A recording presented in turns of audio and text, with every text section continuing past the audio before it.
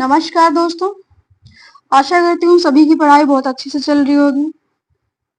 अगर पढ़ाई में मन नहीं लग रहा है, किसी वजह से कोई दिक्कत आ रही है तो उसको अच्छे से, क्योंकि एग्जाम सर पे है तो भगाइए, ठीक है।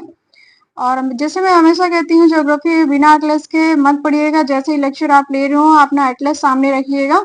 और जो हमने पीडीएफ भेजे हैं एटलस के दो मैप, पॉलिटिकल और फिजिकल, ठीक है, तो उनको निकलवा के जैसे जैसे जो हमने मार्किंग करवाई है, जितने भी हमने फिजिकल स्ट्रक्चर, लैंडस्केप, रिलीफ्स यानी ऊंचा आवाज जितने भी करवाए हैं, उन सबको मार्क कर लीजिएगा। हालांकि पहले से मार्क्ड हैं, फिर भी आप अगर ब्लैक एंड व्हाइट निकलता है तो हाइलाइटर लेके मार्क कर लीजिएगा।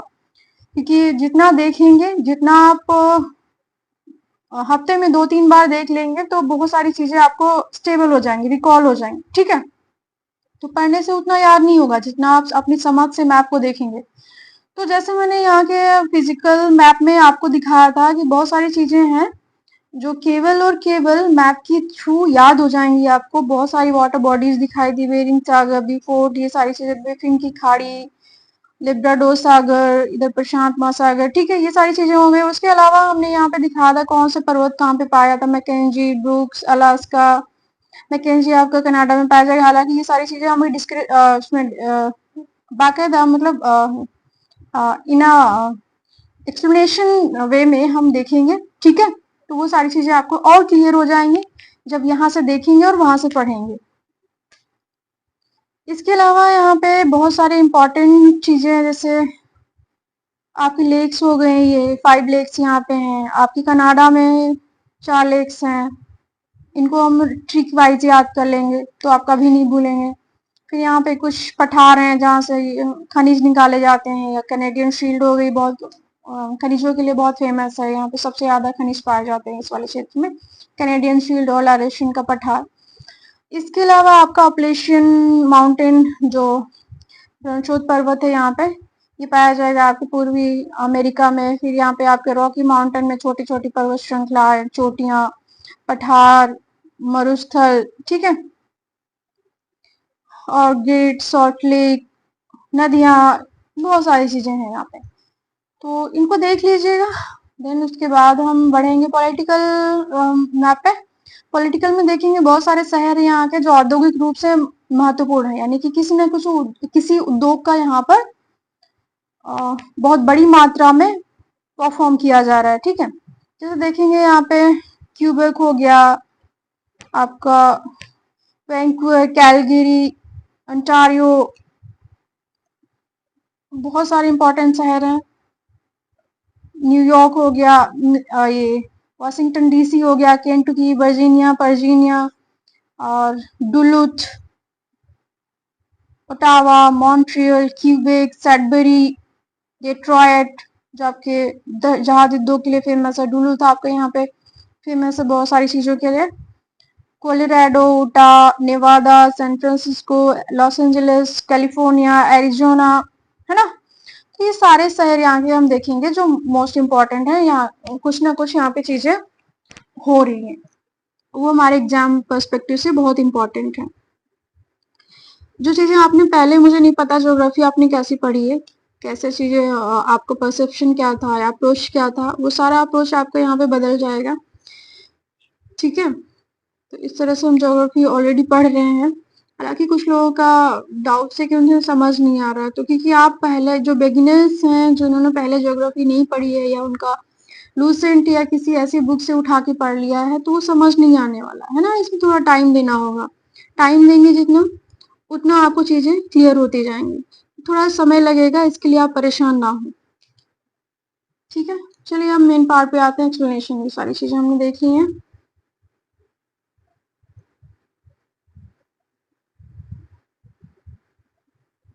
चलिए शुरू करते हैं। भौतिक संरचना। भौतिक संरचना में मैंने आपको दिखाया था अलास्का की श्रेणी, ठीक है। अलास्का की श्रेणी आपके जहाँ पे बेरिंग सागर आपका है, यानी एक बार फिर से देख लीजिए, बहुत ही बारीकी से देखिएगा ताकि बार बार आपको कंफ्यूजन ना हो सके, है ना। ये आपका संयुक्त राज्य अमेरिका का पार्ट, यानी संयुक्त राज्य अमेरिका इधर नीचे है आपका, इधर जो है उत्तर पश्चिमी पार्ट, ये भी अमेरिका का ही भाग है, इसको अलास्का बोला जाता है, ठीक है। तो यहाँ पे कुछ नदियां हैं, कुछ ज्वालामुखी पर्वत हैं, कुछ और भी चीजें यहाँ पर स्थित हैं। तो इनको जैसे हमने फिजिकल पार्ट में देखेंगे तो कुछ यहाँ की पर्वत बहुत इंपॉर्टेंट है, जैसे ब्रुक्स माउंटेन हो गया, है ना। अलास्का पर्वत श्रेणी, इसी अलास्का में माउंट मैकिनले, एक ज्वालामुखी पर्वत है, ये यहाँ पे दिया हुआ है, ध्यान से देखिएगा, माउंट मैकिनले, ठीक है। तो ये अलास्का का सबसे ऊंचा पर्वत है। इसके अलावा यहाँ पे माउंट लोगन भी स्थित है, और आपका एक नदी भी जा रही होगी, ठीक है। तो ये चीजें हम एक्सप्लेनेशन में ज्यादा बेहतर तरीके से देख लेंगे।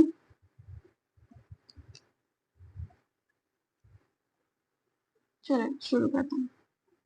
अलास्का श्रेणी देख लिया आपने, यूएसए के यह यूएसए के अलास्का के दक्षिण भाग में विस्तृत वलित पर्वत है, ठीक है। जो आप देखेंगे इस तरह से आपका ये अलास्का पड़ जाता है, ये आपका पूरा ऐसे, ठीक है। ये आपका आपका आ जाएगा अमेरिका, अमेरिका का ये भाग है अलास्का, ये आपका यूएसए हो जाएगा, ठीक। ये यूएसए का ही भाग है अलास्का जिसको कहते हैं। तो यहाँ पर आपका कौन सी अलास्का श्रेणी विस्तृत है ना। तो ये दिखा रहा है दक्षिण भाग में विस्तृत वलित पर्वत श्रेणी है।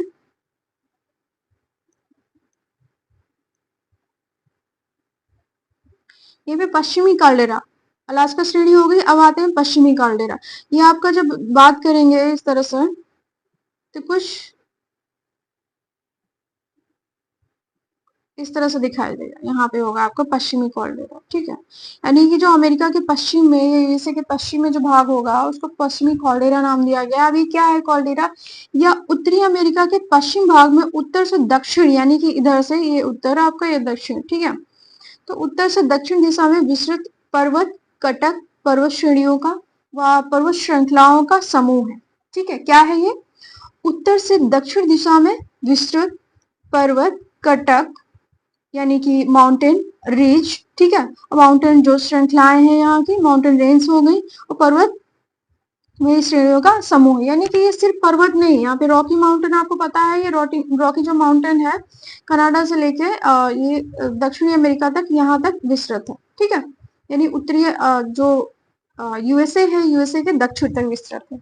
तो इसी रॉकी माउंटेन के इधर पश्चिम में ये पश्चिमी कॉल्डेरा कहलाता है, ये विस्तृत है, ठीक है। यहाँ पे कुछ पर्वत श्रेणियां पाई जाती हैं छोटी छोटी, कुछ कटक यानी रिज पाए जाते हैं, इस तरह से कटक पाए जाते हैं, और छोटी छोटी पर्वत श्रृंखलाएं हैं, ठीक है। इसके बारे में और जानते हैं, अलग अलग युगों में बने पर्वत, अलग अलग युगों में बने पर्वत कटक श्रेणियों को के समूह को कॉर्डिलेरा कहा जाता है। यानी कि ये जो कॉर्डिलेरा नाम दिया है, ये पश्चिमी कॉर्डिलेरा जो यहाँ पे बना है आपका,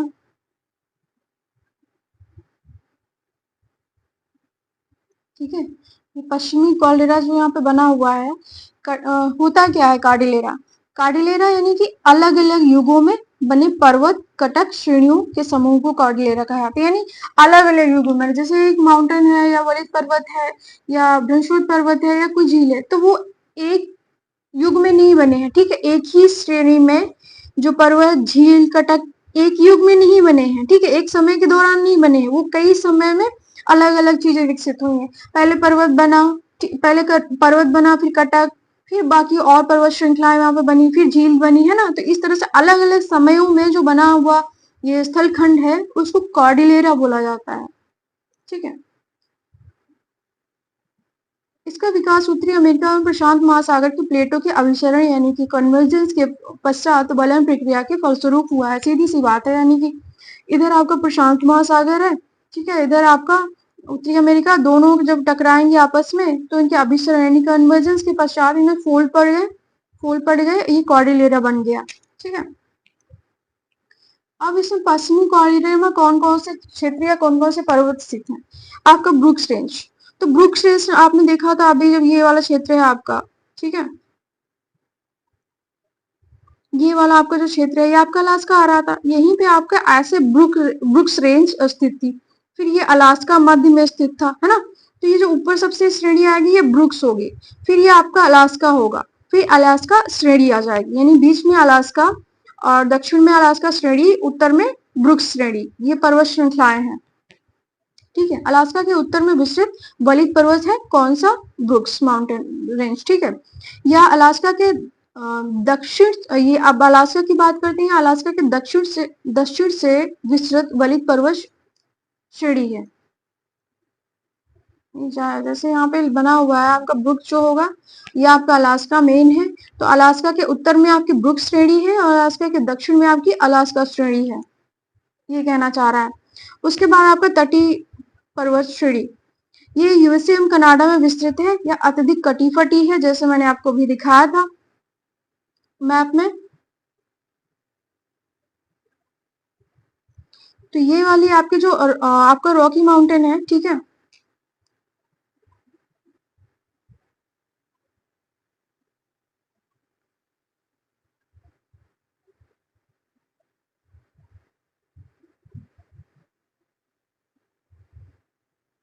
समझ लीजिए, यहाँ पे बहुत टाइम लगता है इसको बार बार ड्रॉ करने में, है ना।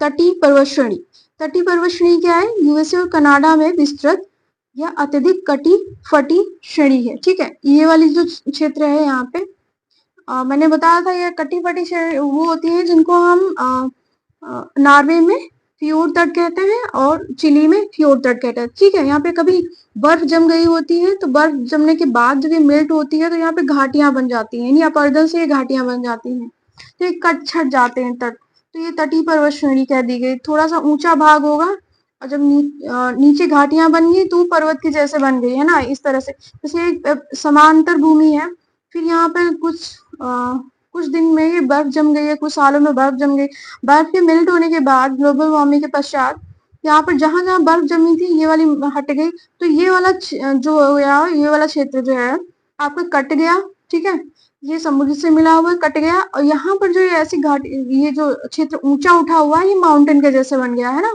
पर्वत श्रेणी के जैसा बन गया, इसीलिए इसको तटीय पर्वत श्रेणी नाम दे दिया गया। अब ये किसके पैरेलल है? समांतर किसके है? आपके रॉकी माउंटेन के। इसके बाद आता है मैकेंजी। मैकेंजी कनाडा में विस्तृत वलित पर्वत श्रेणी है, देख लीजिएगा। कास्केड श्रेणी यूएसए के उत्तर पश्चिम भाग में विस्तृत वलित पर्वत श्रेणी है। अब इसमें डायरेक्शन देख लीजिएगा कहाँ पे कौन सी स्थित है, मैंने हालांकि बता दिया है, उत्तर पश्चिम में। ठीक है, यानी कि देखेंगे तो ये वाला क्षेत्र Sierra Nevada, Sierra Nevada USA के दक्षिण पश्चिमी भाग पर स्थित है, विस्तृत है, या भ्रंशन के यहाँ जो भ्रंश यानी कि ड्रिफ्ट के प्रमाण मिलते हैं। सियरा नेवादा आपको देखा जाएगा तो कहाँ पे होगा, इसीलिए मैं बोलती हूँ आप मैप लेके बैठिएगा, ऐसा समझ में नहीं आता है। तो ये वाला जो क्षेत्र है ये सियरा नेवादा है, किसका क्षेत्र है? ये यूएसए का। यहाँ किसके प्रमाण मिलते हैं? भ्रंश के। ठीक है, इसके बाद आते हैं रॉकी माउंटेन या रॉकी पर्वत श्रेणी। यूएसए व कनाडा में पश्चिमी कॉर्डिलेरा के पूर्वी भाग में विस्तृत वलित पर्वत श्रेणी है। अब मैंने कहा था यहाँ पे आपका जो था पश्चिमी कॉर्डिलेरा था, और ये वाला जो इसके थोड़ा सा पूर्व में जाएंगे यहाँ पे, ये आपका रॉकी हो जाएगा। ठीक है, ये आपका रॉकी हो जाएगा, ये पश्चिमी कॉर्डिलेरा। इसके बाद रेनिए, हुड, शास्टा, ब्रिटेनी पर्वत जितने भी हैं इसी रेंज में स्थित है। कौन सी रेंज में? ये रॉकी माउंटेन रेंज में। ठीक है, रेनिए, हुड, शास्ता, ब्रिटनी पर्वत ये यूएसए के पश्चिमी भाग पर उत्तर से पश्चिम दिशा में अवस्थित ज्वालामुखी पर्वत है। ठीक है, तो ध्यान रखिएगा, इनको दिखा चुकी हूँ मैं आपको। क्या है ये? ज्वालामुखी पर्वत है। इसके बाद आते हैं अल्बर्ट और ब्लांका पर्वत। अब ये कहाँ है? यूएसए के रॉकी पर्वत में पर अवस्थित है, यानी जितने भी छोटे छोटे पर्वत है ये सब रॉकी में ही पाए जाएंगे आपके पश्चिमी क्षेत्र में। और ये जो रेनीहुड, शास्ता, ब्रिटनी है ये आपकी ज्वालामुखी पर्वत है, और ज्वालामुखी पर्वत कहाँ स्थित होंगे? आपके रॉकी माउंटेन में। ठीक है, ये आपका रॉकी हो गया। तो इसकी आपको सीक्वेंस लगाने के लिए पूछा है प्रीवियस ईयर में, तो पहले आएगा आपका रेनिए। ठीक है, रेनिए हो जाएगा, रेनिए, फिर दूसरे नंबर पे आपका आ जाएगा हुट। ठीक है, फिर तीसरे नंबर पे आ जाएगा आपका शास्टा, यानी उत्तर उत्तर से दक्षिण दिशा में अगर क्रम लगाया जाए रॉकी माउंटेन में ज्वालामुखी पर्वतों का, तो पहले रेनियर, फिर हुड, फिर शास्ता, फिर ब्रिटनी, सबसे नीचे जाएगा आपका ब्रिटनी, है ना। तो इस तरह से क्वेश्चन आते हैं। इसके बाद आ जाएगा पोपोकोटेपेटल, पोपोकोटेपेटल और सीटल टेपेटल। ठीक है, थोड़ा सा प्रोनाउंस करने में डिफिकल्ट है, बहुत इजी है। क्यों? क्योंकि ये यूएसए में स्थित नहीं है, तो आप आसानी से याद कर सकते हैं। ये कहाँ है? आपके मैक्सिको में अवस्थित है। ठीक है, ये ज्वालामुखी पर्वत है। रेनियर वुड, शास्ता, ब्रिटनी कहाँ है? आपके यूएसए में है ना, ज्वालामुखी पर्वत रॉकी माउंटेन में। लेकिन पोपोकोटेपेटल और सीटलटेपेटल, ठीक है, ये कहाँ होंगे? आपके मैक्सिको में होंगे। ये भी ज्वालामुखी पर्वत है। उसके बाद आता है आपका बृहद मैदान या ग्रेट प्लेन जिनको कहते हैं। ठीक है, ग्रेट प्लेन,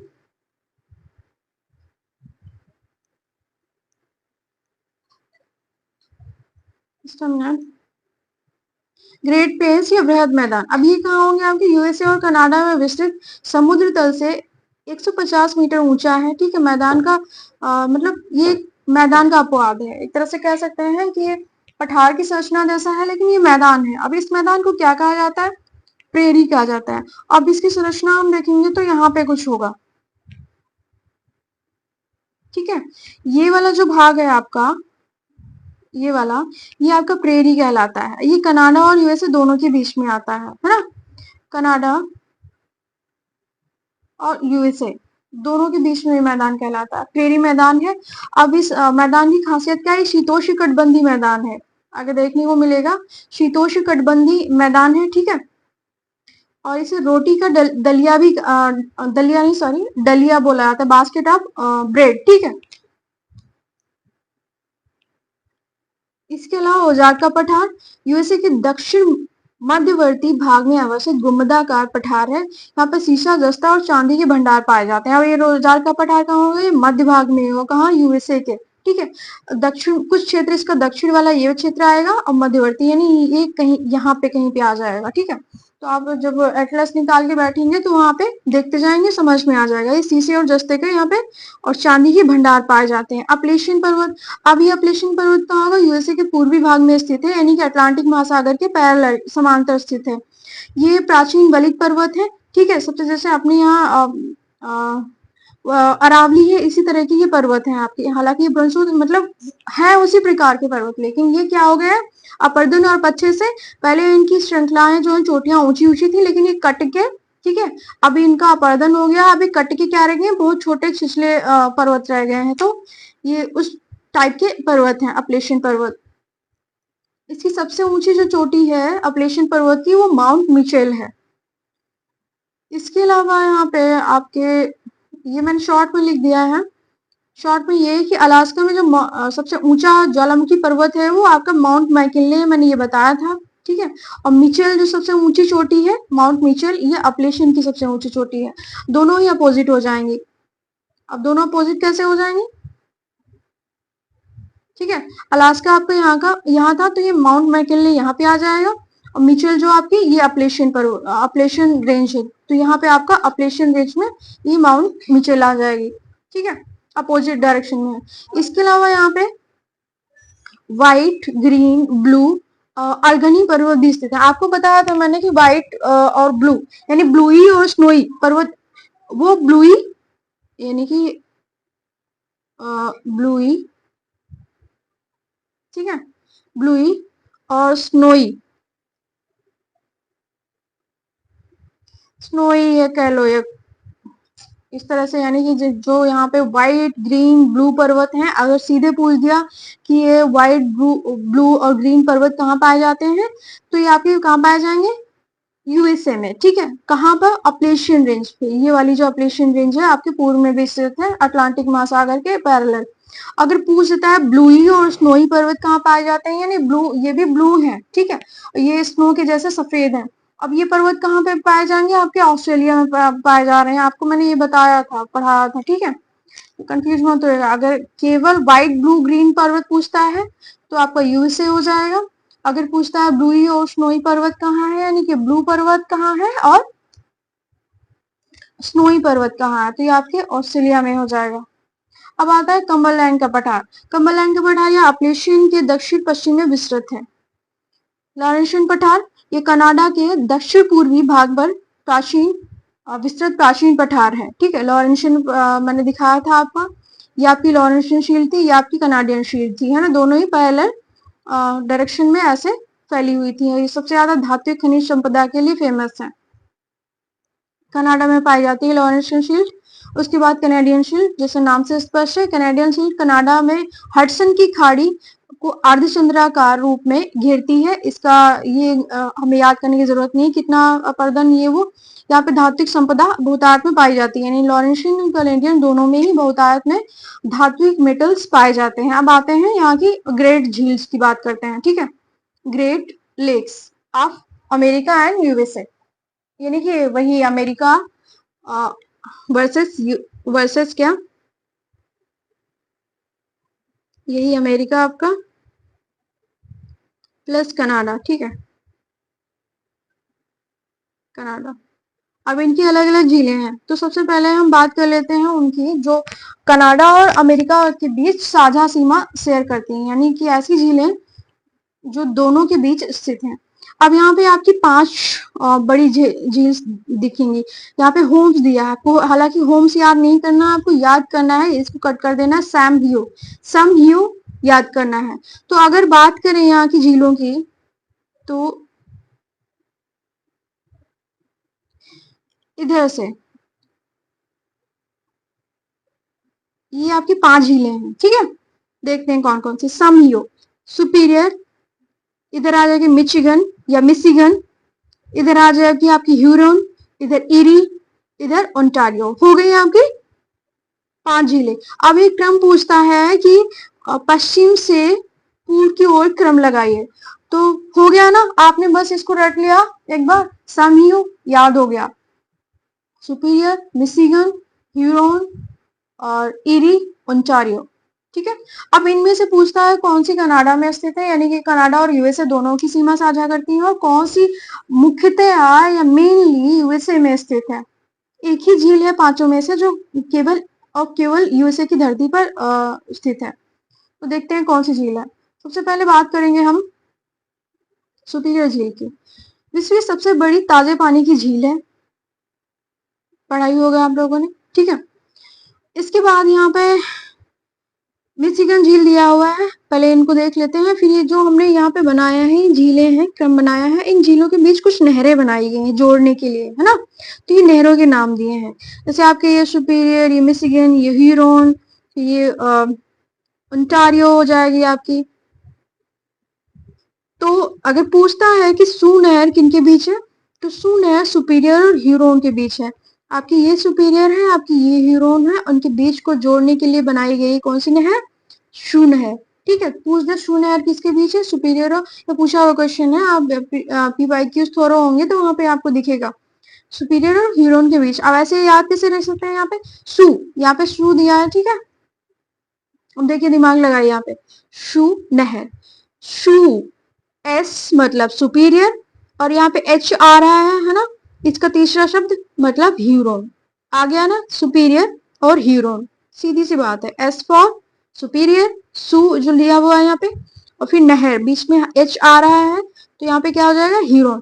अब आपको याद करना है, चाहे जैसे याद हो, आप दिमाग लगाइए, ट्रिक लगाइए, कुछ भी लगाइए, है ना। तो शू नहर इन दोनों के बीच में आ जाएगी। उसके बाद आपसे पूछा जाएगा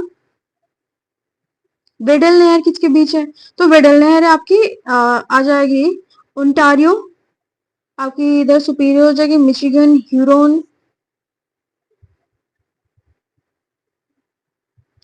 तो आपकी जो ये वेडल नहर है, ये आपकी इरी और ओंटारियो दोनों के बीच में आएगी। ठीक है, वेडल नहर, इरी और ओंटारियो, इसका आप याद कर लीजिए या कोई ट्रिक बना लीजिए, हालांकि मैंने तो नहीं बनाई है।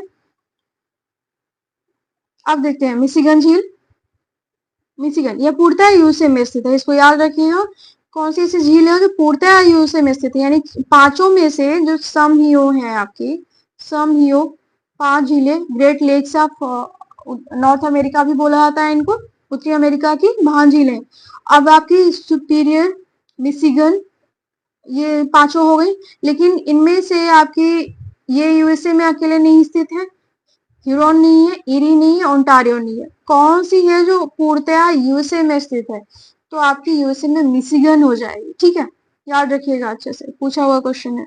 फिर आपको सूनो एरिया बताइए मैंने, सुपीरियर ह्यूरॉन हो गया, वेडल नहर आपका इरी और ओंटारियो के बीच आ जाएगा, इन झीलों को जोड़ने के लिए जो कनेक्शन बनाए गए हैं, है ना। फिर ग्रेट सॉल्ट लेक आपकी आ जाएगी। ये उटा राज्य में स्थित खारे पानी की झील है, विश्व की तीसरी सबसे खारे पानी की झील है। यानी पहला कौन सा, वान झील जो आपकी टर्की में आएगी, एशिया पढ़ेंगे वहां देखेंगे। फिर आपका मृत सागर यानी डेड सी। फिर आपकी ग्रेट सॉल्ट लेक जो आपकी यूएसए में स्थित है। अब इनकी आपको खारापन यानी कि जो सॉल्टी वाटर की परसेंटेज है वो पूछ देता है। तो 330 जो है आपका वो पर मिलीग्राम जो है वान झील का, ठीक है, और मृत सागर का 240, और उसके बाद जो नीचे जाएंगे तो घटता जाएगा। तो आपको दो का जरूर याद रखना है, इसका या इसका, ठीक है। उसके बाद ये बसारो जो है, ये बसारो आपकी कनाडा की झीलें हैं। किसकी झीलें हैं? ये कनाडा की झीलें हैं। आप देखेंगे एटलस में, फिजिकल में, तो वहां पे आपके 5 झीलें दी हुई है, ठीक है। तो यहाँ पे आपका बी से है ग्रेट बियर, ठीक है।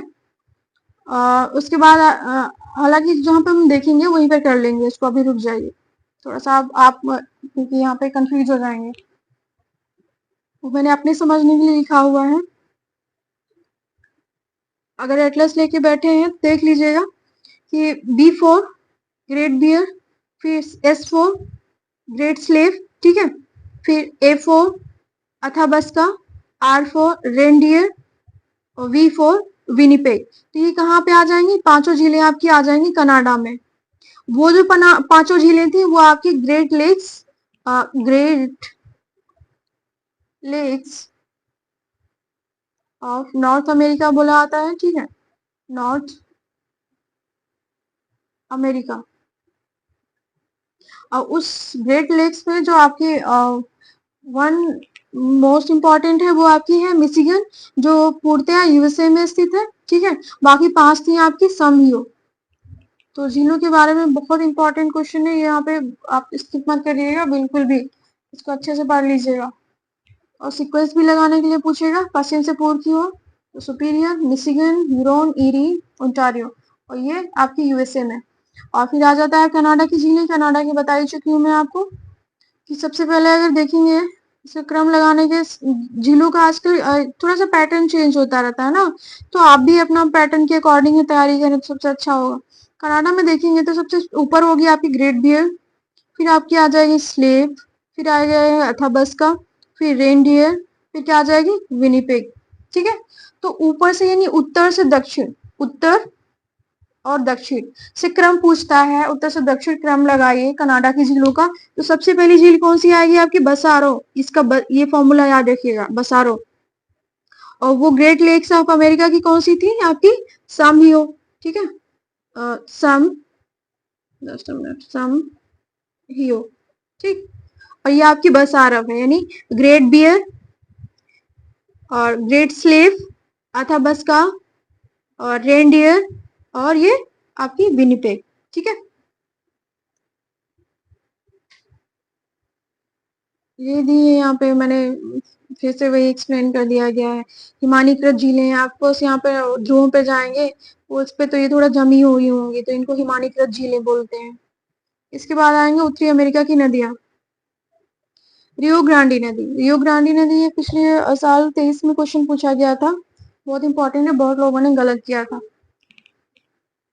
तो स्टेटमेंट देखिए पूछा गया था इसके बारे में, रियो ग्रांडी जो है ये रॉकी पर्वत से निकलकर मैक्सिको की खाड़ी में गिरती है, यूएसए व मैक्सिको के बीच प्राकृतिक सीमा का निर्धारण करती है, ठीक है।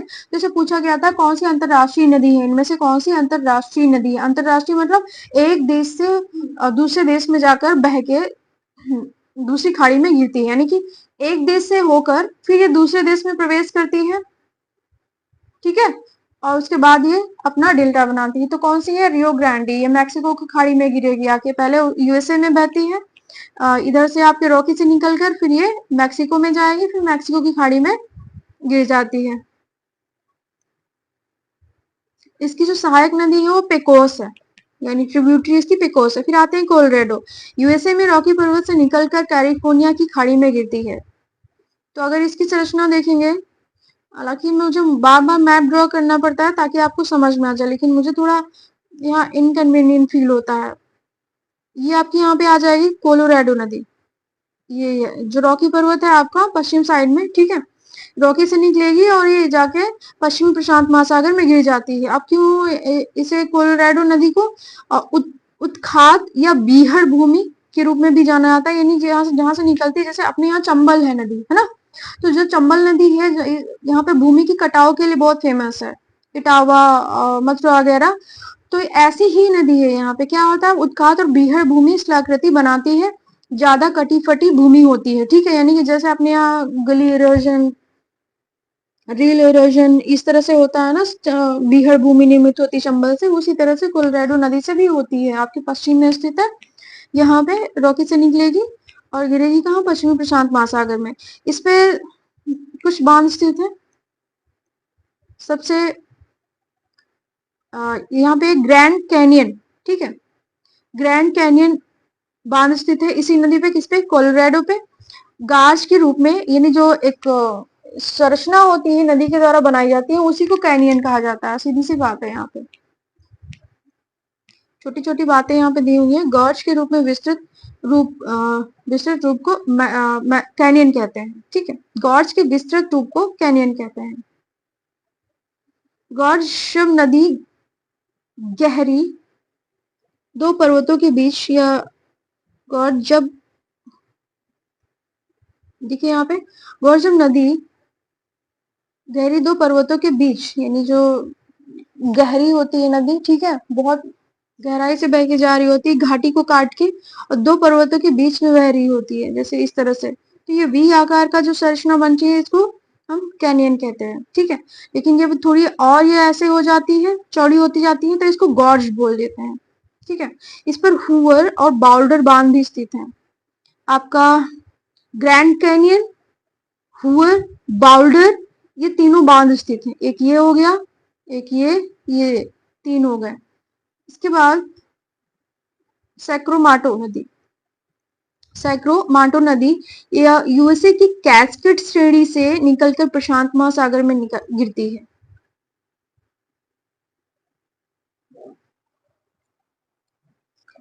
इस पर साष्टा बांध अवस्थित है। कोलंबिया नदी आते हैं, ये रॉकी पर्वत से निकलकर प्रशांत महासागर में गिरती है। अगेन वही जो आपके कोलोराडो नदी निकल रही थी यहाँ से, ठीक, ये कोलोराडो यहाँ से निकल रही थी, और ये यूएसए का जो है, ये यूएसए का उत्तरी पार्ट हो जाएगा, ठीक, इसके ऊपर कनाडा हो जाएगा। तो ये जहां से निकल रही थी, ये जस्ट उत्तरी पार्ट था ऐसे, और जो आपकी कोलंबिया नदी बहेगी वो दक्षिण में बहेगी इसके, यानी यूएसए के उत्तर में को आपकी कोलोराडो नदी और दक्षिण में कोलंबिया नदी, ठीक है। प्रशांत महासागर में दोनों ही गिर रही हैं। इसकी जो उसकी सहायक पेकोस थी, इसकी सहायक जो होगी आपकी स्नेक नदी होगी, बहुत इंपॉर्टेंट है, याद रखिएगा। कोलंबिया नदी पर ग्रैंड कुली बांध अवस्थित है। इसके बाद करते हैं बात मिसिसिपी नदी की। मिसिसिपी नदी यूएसए, क्या यूएसए इटास्का झील से निकल के, यूएसए के इटास्का झील से निकलकर चिड़िया के पंजर का आकार का डेल्टा बनाती है, मैक्सिको की खाड़ी में गिर जाती है। अब पूछ देगा यहाँ पे इंपॉर्टेंट क्या है आपका, मिसिसिपी नदी जो है कौन सी झील से निकलती है, इटास्का झील से, ठीक है, कहाँ गिरती है आपकी, मैक्सिको की खाड़ी में, और चिड़िया के आकार का पंजा कौन सी नदी बनाती है, मोस्ट इंपॉर्टेंट थिंग कि कौन सी नदी है चिड़िया के आकार का पंजा बनाएगी, वो मिसिसिपी नदी है आपकी, ठीक है। ये जो है आपकी मिसिसिपी नदी उत्तरी अमेरिका की सबसे बड़ी नदी है। मिसौरी जो है इसकी सहायक नदी है, ठीक है, इसकी सहायक सबसे बड़ी नदी है, जैसे गंगा की यमुना हो गई। दोनों को संयुक्त रूप से मिसिसिपी, यानी कि मिसौरी और मिसिसिपी की जहां पे मिल जाती है, ठीक है, जहां पे मिल जाती है, मिलने के बाद इनको मिसिसिपी कहते हैं। इसके बाद टेनिसी नदी पर जो इसकी सहायक जो नदियां हैं, यानी मिसिसिपी की, वो है अरकानसास, रेड, इसको याद भले ना रखें, रेड नदी को जरूर याद रखिएगा, ओहियो, टेनेसी, ये सब किसकी सहायक नदियां हैं, ये आपकी मिसिसिपी की सहायक नदियां हैं। और टेनेसी नदी पर ही टेनेसी वैली अथॉरिटी, यानी कि एक परियोजना का निर्माण किया गया है, जैसे अपने यहाँ दामोदर घाटी का निर्माण किया गया है ना, दामोदर घाटी परियोजना डीवीसी के नाम पर।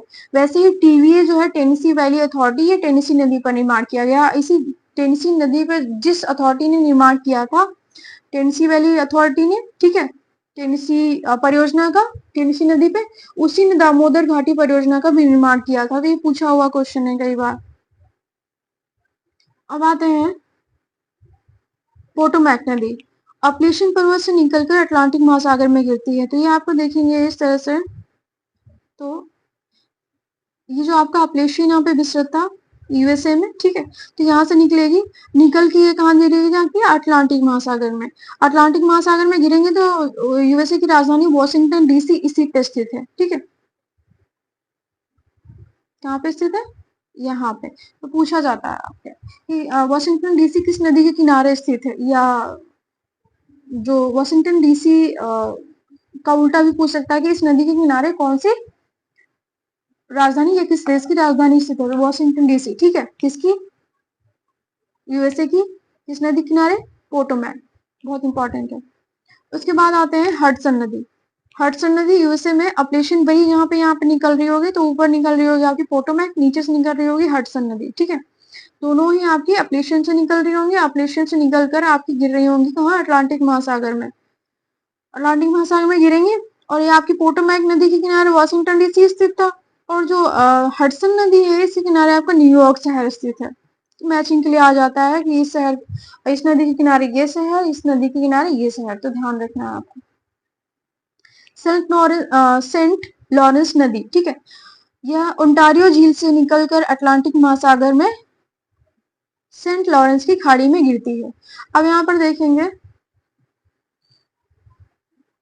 तो आपका यहाँ पे आपकी निकल रही थी पोटोमैक, यहाँ से निकल रही थी आपकी हडसन, यहाँ पे था आपका वॉशिंगटन डीसी, ठीक है, वॉशिंगटन डीसी यहाँ पे स्थित था। यहाँ पे आपका कौन सा स्थित था, न्यूयॉर्क स्थित था, ठीक है, न्यूयॉर्क हो गया। लेकिन यहीं से आपकी जो है ये दोनों ही अपलेशियन श्रेणी से निकल रही थी, और यहीं से आपका निकलेगी कौन सी, सेंट लॉरेंस नदी।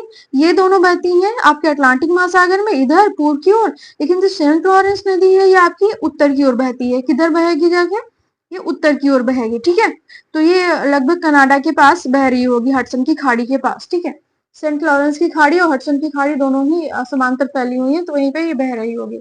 अब इस नदी के किनारे कौन सा शहर स्थित है, तो इस नदी के किनारे बहुत इंपॉर्टेंट मॉन्ट्रियल,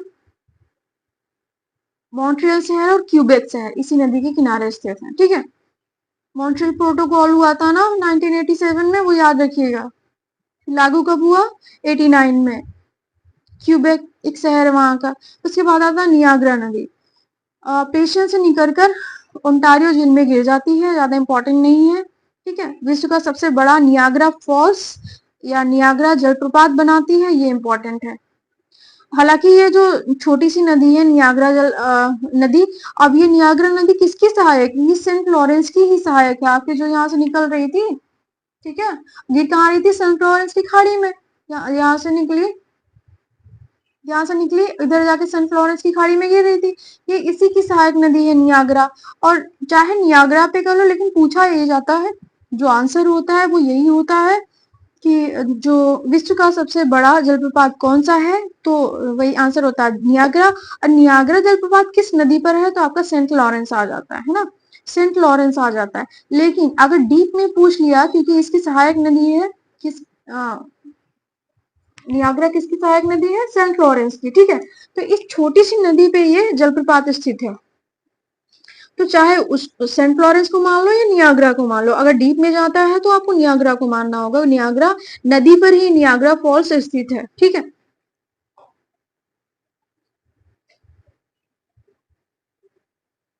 फिर आते हैं इरी व ओंटारियो के बीच अवस्थित है, क्या अवस्थित है, यानी कि आपकी सेंट लॉरेंस नदी जो है उत्तर में बह रही है सेंट लॉरेंस की खाड़ी में, ये इरी, इरी और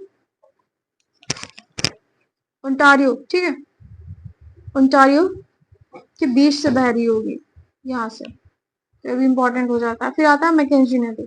अब मैकेंजी नदी कहाँ होगा, जरा रिकॉल करना, मैकेंजी नदी कहाँ होगी, मैकेंजी नदी होगी आपके मैकेंजी पर्वत के पास, है ना। मैकेंजी पर्वत कहाँ आ रहा था आपका? कनाडा। कनाडा में आ रहा था, किसके पास? आपके अलास्का के पास, यहाँ पे। तो ये मैकेंजी पर्वत है, यहीं से आपकी नदी निकलेगी। ये कनाडा में मैकेंजी पर्वत से निकलकर डेल्टा बनाते हुए ब्यूफोर्ट सागर यानी कि उत्तर की ओर गिर जाती है, ठीक है, में गिर जाती है। यह ग्रेट बिटर और ग्रेट स्लेव झीलों से जुड़ी हुई है, क्या? मैकेंजी नदी आपकी। अब आता है यूकॉन नदी। ये मैकेंजी पर्वत से निकलकर अलास्का होते हुए बेरिंग सागर में गिर जाती है। कौन नदी आपकी यहीं पर होगी, यहाँ से। दोनों ही यानी आपके मैकेंजी और यूकॉन दोनों ही नदियां यहाँ से निकल रही हैं आपकी मैकेंजी पर्वत से। और एक नदी आपकी मैकेंजी जो कहाँ गिर जाती है? ब्यूफोर्ट सागर में। यूकॉन जो आपकी बेरिंग ये आपके बेरिंग सागर में गिर जाएगी इधर, ठीक। तो दोनों के निकलने के स्थान सेम है, गिरने के स्थान अलग है। अब आते हैं उत्तरी अमेरिका की जलवायु। जलवायु की बात करते हैं, तो सबसे पहले देख लीजिए यहाँ का थोड़ा सा मैप, उसके बाद ज्यादा से समझ में आ जाएगा आपको।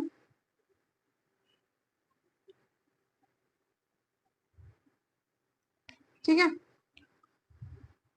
ये पता है आपको, ये वाला जो भाग है कनाडा का उत्तर वाला, ये ध्रुवीय भाग है, ठीक। यहाँ पे ज्यादा है क्रायोस्फीयर यानी जमी हुई बर्फ होती है। क्या होती है?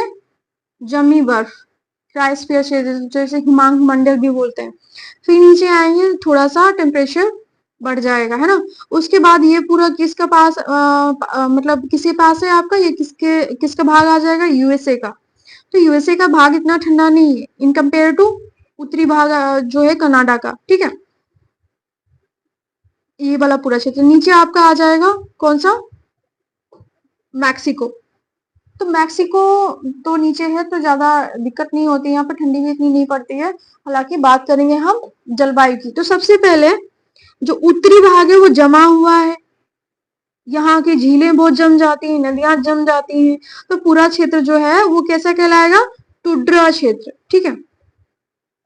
टुड्रा क्षेत्र। तो ये टुड्रा क्षेत्र कहाँ स्थित है? आपके कनाडा के उत्तरी भाग में, है ना। फिर कनाडा के इस वाले भाग में आएंगे तो ये कौन सा क्षेत्र हो जाएगा आपका? टैगा क्षेत्र। टैगा क्षेत्र। टैगा क्या होता है? टैगा वन आपने सुने होंगे, टैगा वन। तो ये वही है टैगा वन, ठीक है। Taiga one. अब टैगा वन कैसे होते हैं? थोड़ा सा दलदली भूमि में कुछ जैसे आपकी कोनीफोरस पौधे होते हैं, उस तरह के पौधे यहाँ पर उगेंगे। और जो टैगा वन, जो टुड्रा होगा आपका, टुड्रा पूरा यहाँ पे लाइकेन और मॉस यानी बर्फ जमी होगी, उसके ऊपर काई आपकी जमी होगी। यहाँ पे वनस्पतियां आपकी जीरो पाई जाएंगी, ठीक है। तो वनस्पतियां नहीं पाई जाएंगी, केवल काई यानी मॉस और लाइकेन पाए जाएंगे यहाँ पर, वहां वनस्पतियां नहीं होंगी। और इसके नीचे थोड़ा सा ये वाला पार्ट है। अब नीचे आएंगे, यहाँ पे तापमान थोड़ा सा बढ़ जाएगा, तो ये वाला ये टुड्रा हो जाएगा आपका। ये वाला पार्ट आपका टैगा हो जाएगा, यानी वन पाए जाने लगेंगे थोड़े से कोरधारी पत्तों के रूप में। उसके बाद थोड़ा बीच में आएंगे यहाँ पे यूएसए वाला भाग, तो ये यहाँ पे आपका मैदान बन जाएगा, ठीक है। मैदान, इसको प्रेरी मैदान कहते हैं, ठीक है। ये प्रेरी मैदान हो जाएगा आपका, यानी यहाँ पे बर्फ कम जमेगी, यहाँ की जलवायु अच्छी होगी, यहाँ पे आपको गेहूं अच्छी खासी मात्रा में उगाया जा रहा होगा, फसलें उगाई जा रही होंगी। और फिर आपके पूर्वी भाग में जाएंगे, इधर यूएसए के पूर्वी भाग में, तो यहाँ आपको पता है गर्म जलधारा चलती है, गल्फ स्ट्रीम, ठीक है। तो यहाँ पे जब गल्फ स्ट्रीम चलती है आपकी, ये गल्फ स्ट्रीम चलेगी तो यहाँ पे जलवायु कैसी होगी? गर्म हो जाएगी, है ना। गर्म कर देगी जलवायु, तो यहाँ पे वर्षा होगी, नमी होगी, गर्मी होगी, ठीक है। गर्मी भी होगी। तो यहाँ पे आपकी कैसी जलवायु पाई जाएगी?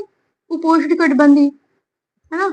उपोष्ण उपोष्ण जलवायु हो जाएगी इसके पूर्वी तट पे, क्यों? यहाँ पे गल्फ स्ट्रीम बह रही है, ठीक है।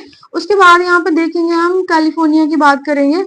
कैलिफोर्निया, तो कैलिफोर्निया पे मैंने हमेशा आपको बताया है, जब मैं अफ्रीका, दक्षिण अमेरिका, ऑस्ट्रेलिया पढ़ा था, तो यहाँ पे हमेशा महाद्वीपों के पश्चिमी तट पे जो 30 से 45 के बीच में आपकी जो है कौन सी जलवायु पाई जाएगी? भूमध्य सागरी, ठीक है। भूमध्य सागरी जलवायु पाई जाती है, भूमध्य सागरी। अब भूमध्य सागरी जलवायु का क्या फायदा होता है? यहाँ पे पछुआ पौने चल रही होती हैं, ठीक है। पछुआ पौने की ये इसी बेल्ट में पड़ती है। पछुआ पौने चलेंगे तो यहाँ से आपके सागरों से नमी उठाएंगे, नमी उठा के यहाँ पे वर्षा करती है। वर्षा कब करती है? शीत ऋतु में, है ना। शीत ऋतु में वर्षा करेंगे, तो यहाँ पे आपके गर्मियों में शुष्कता होती है यानी ड्राई मौसम रहता है, और शीत ऋतु में वर्षा होगी, और यहाँ पे जो यहाँ की एक तरह से कृषि की जाती है, वो यहाँ पे खट्टे फल उगाए जाते हैं, खट्टे फल हो गए। तो यहाँ की जलवायु होगी, हालांकि थोड़ा सा मिस हो गया है एक साथ, लेकिन इतना समझिए, ये आपकी हो गई क्या, टुड्रा, जहां पे बर्फ जमी हुई है, ठीक है। यहाँ पे कोई वनस्पति नहीं पाई जा रही, केवल लाइकेन और मॉस, काई जैसी संरचना पाई जाएगी बर्फ के ऊपर। फिर नीचे वाला क्षेत्र यहाँ पे आएंगे तो ये आपका टैगा वन पाए जाएंगे, टैगा वन। ये थोड़ा दलदली भूमि जहाँ पे बर्फ मेल्ट हो जाती है, यहाँ पे वनस्पतियां पाई जाने लगती, कोरधारी पौधे पाए जाने लगते हैं। फिर थोड़ा सा नीचे आएंगे तो यहाँ पे मैदान पाए जाएंगे। कौन से मैदान? प्रेरी मैदान, जो कनाडा और अमेरिका के बीच विकसित है। यहाँ पे बहुत सारी फसलें उगाई जाएंगी, ठीक है। उसके बाद नीचे यहाँ पे कैलिफोर्निया में जाएंगे तो भूमध्य सागरीय जलवायु, खट्टे फल, शीत ऋतु में वर्षा, गर्मियों में शुष्कता, ठीक। तो इतनी प्रकार की जलवायु यहाँ पाई जा रही होगी। तो इस सारी चीजें यहाँ डिस्क्रिप्शन दिया गया है। हालांकि आप अगर कुछ इनोवेटिव करना चाहें, अगर बहुत चीजें समझ में आ जाए धीरे धीरे, तो उसका आप ग्राफ भी बना सकते हो, जैसे मैंने आपको समझाया है। इसमें दिया नहीं है, तो जितना मैंने बताया है आपको ड्रॉ करके फिगर के थ्रू, मैप के थ्रू, तो वो आप बना लीजिएगा छोटे से स्टिकी पेपर पे या A4 साइज को काट के, जलवायु वहां पे बना लीजिएगा, कौन सी जलवायु कहाँ पे पाई जाएगी, है ना। अब देखते हैं यहाँ पे आर्कटिक या टुड्रा जलवायु प्रदेश कहाँ पे होंगे, या अलास्का, उत्तरी कनाडा और ग्रीनलैंड में पाई जाएगी, ठीक है, जैसे मैंने बताया आपको।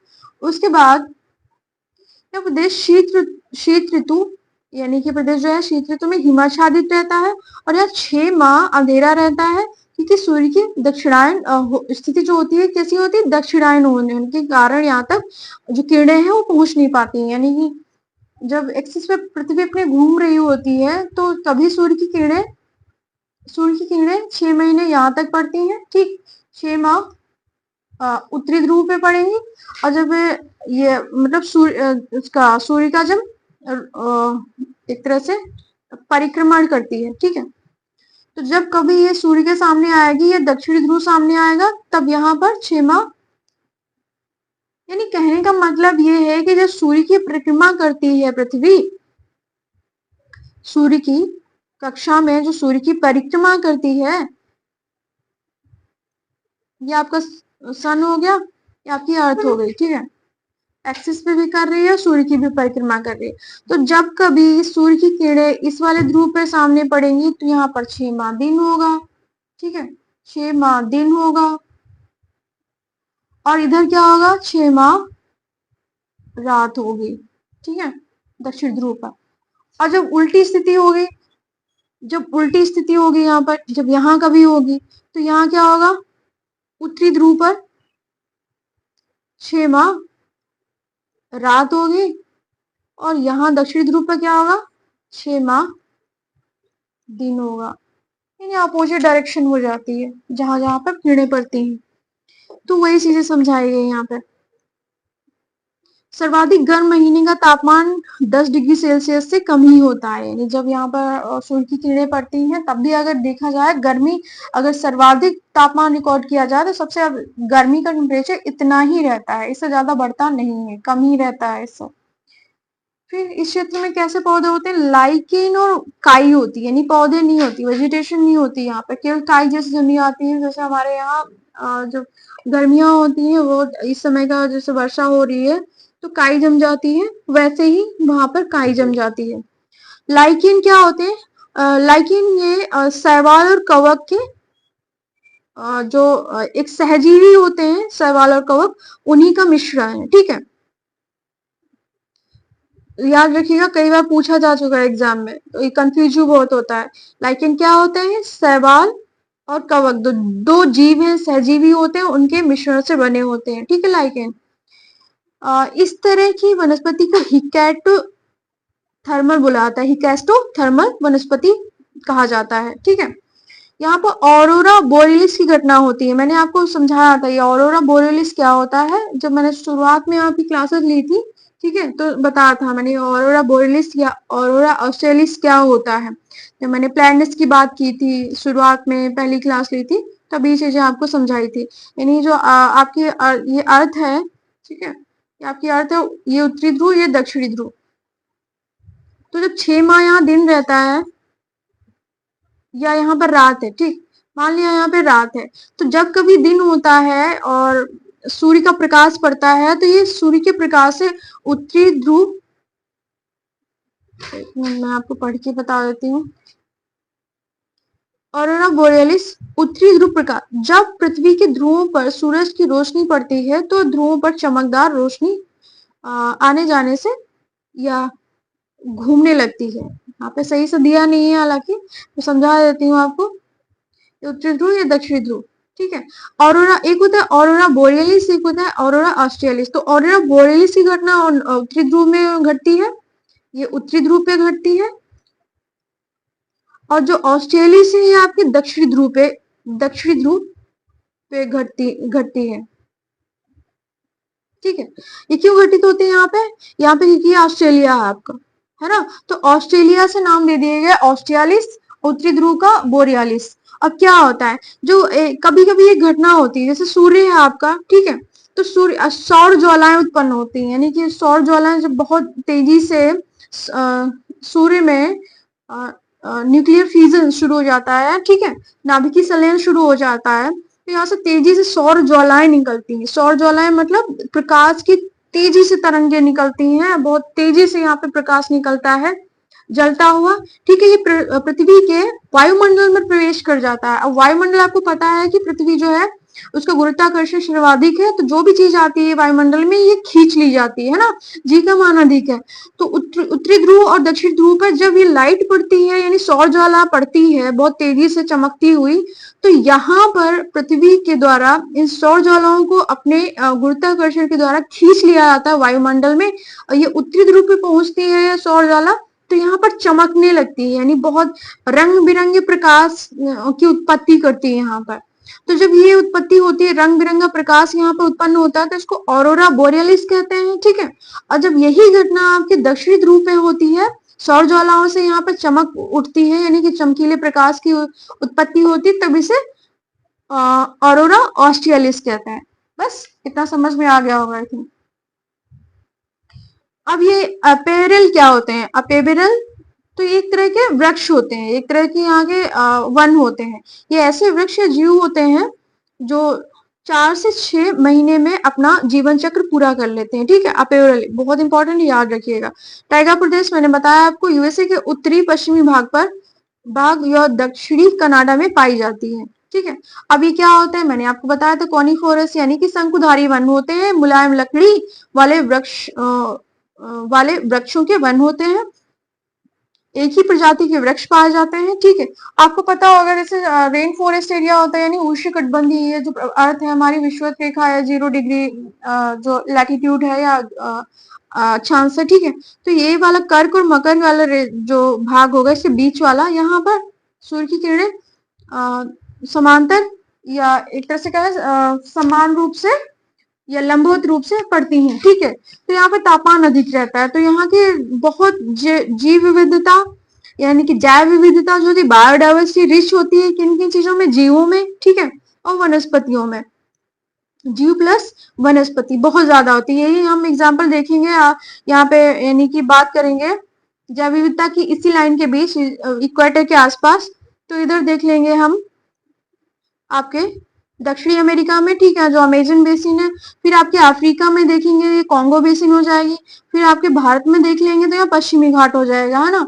तो देखेंगे ये सब जैव विविधता वाले क्षेत्र कहाँ पड़ रहे हैं, यानी सबसे ज्यादा जीवन की विविधता जो मिल रही है पेड़ पौधों और जीवों में, वो इसी क्षेत्र में मिल रही है। कहाँ पे, जहाँ से इक्वेटर गुजर रही है ना। तो भारत के पश्चिमी क्षेत्र में, क्योंकि इक्वेटर के पास है ये वाला पश्चिमी घाट, तो यहाँ पर भी जैव विविधता पाई जाती है। तो सबसे ज्यादा विविधता यहीं पर होगी, यानी कि बहुत प्रकार के भांति भांति प्रकार के जीव, वनस्पतियां, पेड़ पौधे होंगे। लेकिन इनके अपोजिट जब बात करेंगे अगर हम टैगा वनों की, यानी कि जो लॉन्जिट्यूड होते हैं, हाई लॉन्जिट्यूड होते हैं, यानी कि ऊपर तक की तरफ या उत्तरी ध्रुव या दक्षिण ध्रुव की तरफ जाते हैं, तो ये जो वाले क्षेत्र होते हैं, ये जो लाइनें होती हैं सीधी खड़ी वाली, इनको लॉन्जिट्यूड बोलते हैं, ठीक है, यानी देशांतर। तो जब यहाँ आएंगे तो ऑब्वियसली यहाँ पे ये ये उत्तरी ध्रुव है, ये दक्षिणी ध्रुव है, तो यहाँ पे क्या होगा, बर्फ जमी होती है, क्रायोस्फीयर जोन है ना। तो यहाँ इसके नीचे वाले भाग में जो जहाँ पे बर्फ थोड़ी मेल्ट हो जाती है, तो यहाँ पे आपके टैगा मिलेंगे। जब टैगा मिलेंगे तो यहाँ जीवन की विविधता बहुत कम होगी, यानी जीव बहुत कम होंगे, पेड़ पौधे बहुत कम होंगे। अगर वो होंगे तो एक ही प्रकार के होंगे, ठीक है। ये यहाँ अमेजन बेसिन, कॉन्गो बेसिन या रेन फॉरेस्ट एरिया की तरह, उष्णकटिबंधीय क्षेत्रों की तरह यहाँ पर विविधता नहीं होती है। तो यहाँ पर देखेंगे, हम जम्मू कश्मीर जाएंगे या किसी ऐसे ठंडे क्षेत्र में जाएंगे, तो यहाँ पर क्रिसमस ट्री के आकार के, है ना, इस तरह से क्रिसमस ट्री आकार के यहाँ पे पौधे मिलते हैं। जहां देखेंगे ऐसे ही पौधे होंगे, जहां देखेंगे आप कुछ दूरी पर ऐसे ही पौधे होंगे हर जगह, है ना। तो ये पौधे क्या दर्शाते हैं आपको, कि एक ही प्रकार के पौधे यहाँ पे पाए जाएंगे। कहाँ, आपके बर्फीले क्षेत्रों में, टैगा जो वन होते हैं, है ना। तो वही चीजें कह रहा है कि ये शंकुधारी वन होते हैं, यानी इनकी पत्तियां जो होती हैं कोड़ की तरह होती हैं, और मुलायम लकड़ी वाले वृक्ष होते हैं, एक ही प्रजाति के वृक्ष होते हैं, एक साथ पाए जाते हैं। इनका वाणिज्यिक दोहन आसान होता है। कैसे आसान होता है, कि ये मुलायम होते हैं। और वर्षावन क्या होते हैं, बहुत कठोर होते हैं, उनसे फर्नीचर बनाए जाते हैं ताकि टूटे ना, उनसे जहाज बनाए जाते हैं। इनसे क्या बनाए जाएंगे, बहुत ही मुलायम चीजें बनाई जाती हैं, ठीक है। जैसे माचिस की तीलियां हो गई, अदर नाव बनाने की काम आ जाती हैं, तो इस तरह के सॉफ्ट काम में आ जाते हैं। कागज हो गया, लुगदी, रेयन वगैरह, इमारती लकड़ी वगैरह यहाँ पे आ जाएगी, ठीक है। इसके बाद पौडजल मृदा। पौडजल मृदा क्या होती है, ये अम्लीय मृदा होती है, कम उर्वरता वाली होती है, याद रखिएगा। पीएच मान साइंस में आप पढ़ी होंगे, ठीक है। तो ये आपकी इतनी उत्तरी अमेरिका की क्लास हो गई है। एक बची है, कुछ कंटेंट बचा हुआ है आपका, यहाँ के कुछ शहर बचे हुए हैं, ठीक है। औद्योगिक शहर कहाँ पे क्या किस चीज का उत्पादन होता है, कुछ मरुस्थल बचे हुए हैं, और इसके अलावा कुछ खनिज बचे हुए हैं। तो हम लास्ट क्लास में इसको खत्म कर देंगे। चलिए पढ़ते रहिए अच्छे से। All the best.